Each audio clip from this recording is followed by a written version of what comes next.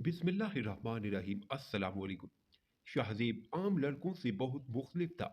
Girlfriend से शादी नहीं करनी और जिससे शादी करनी है उसे गर्लफ्रेंड नहीं बनाना। लड़के अमूमन यही सोचते हैं। शाहज़ेब से कॉलेज ही के ज़माने में ही मुझे मोहब्बत हो गई थी। उसने मुझ ही को गर्लफ्रेंड बनाया और मुझ ही से शादी भी की। मैं भी शाहज़ेब की तरह ब्रॉड माइंडेड और रोशन ख्याल और लिबरल थी। दकियानूसीस और मौलवियों से मुझे अल्लाह वास्ते बेर थी। हमने जो ख्वाब देखे उन्हें पाना उस जमाने में मुश्किल ही नामुमकिन था और आज तो शायद नापैद हो चुके। मगर शाहजेब जितना जितना अच्छा शादी से पहले था, शादी के बाद भी उतना अच्छा ही साबित हुआ। वो मुझे हर जगह घुमाने ले जाता, अपने दोस्तों से भी मिलवाता। मैंने कहा ना, हम रोशन ख्याल, ब्रॉड माइंड और लिबरल थे। मेरी जिंदगी को बर्बाद इसी रोशन ख्याली, ब्रॉड माइंड और लिबरल सोच ने किया। ये इन्हीं दिनों की बात है जब मैं शाहजेब के निकाह में आई थी। हर रात शब बारात और हर दिन यौम ईद था। एक दिन शाहजेब मुझे अपने बास से मिलवाने अपने ऑफिस ले गए, अगरचा वो मुझसे मेरी शादी में भी मिल चुके थे। शाहजेब के बास मुझसे बहुत अच्छे अंदाज में मिले। मेरी खूबसूरती और महक ने उन्हें घायल कर लिया था। आपकी खूबसूरती से कोई शख्स घायल होकर आपके कदमों में गिर जाए। शाहजेब के बास ने कहा, शाहजेब मेरी सेक्रेटरी की पोस्ट तो खाली है। मेम अगर राजी हो तो इन्हीं को रख लिया जाए।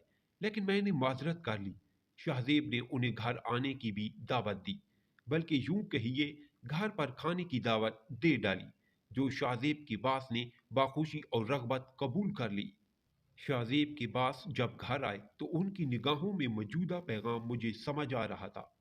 औरत को अल्लाह ताला ने ये कमाल की हिस्स दी है, वो मर्द की खबीस निगाहों को बाआसानी समझ लेती है। फिर रफ्ता रफ्ता उन्होंने मुझसे मरासिम बढ़ाने की कोशिश की। एक दिन साफ साफ लफ्जों में कहा, शाहजेब की तरक्की, तनख्वाह में इजाफा, गाड़ी और फ्लैट लेने में अगर मैं उनकी मदद करूं तो अगले ही दिन ये सब चीजें शाहजेब के पास होंगी। लेकिन ये मैं कैसे कर सकती थी?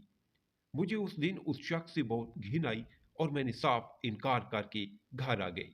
एक हफ्ता साथ खैरियत के साथ गुजरा और उसके बाद शाहजेब को गुबन के इल्जाम में ऑफिस से न सिर्फ निकाल दिया गया, बल्कि इसकी FIR भी कटवा दी गई। मुकदमाबाजी में आप जानते हैं ना, गरीबों के बस की बात कहाँ। आहिस्ता आहिस्ता जेवर बेकार चीजें बिकी, लेकिन मसला हल नहीं हुआ।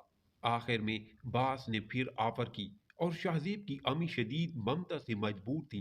कहने लगी, अपने शौहर को बचाने के लिए ये कुर्बानी दे दो।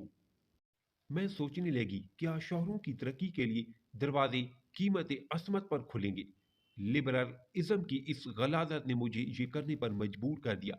शाहजेब घर आ गए, लेकिन शायद मैं दर बदर हो गई।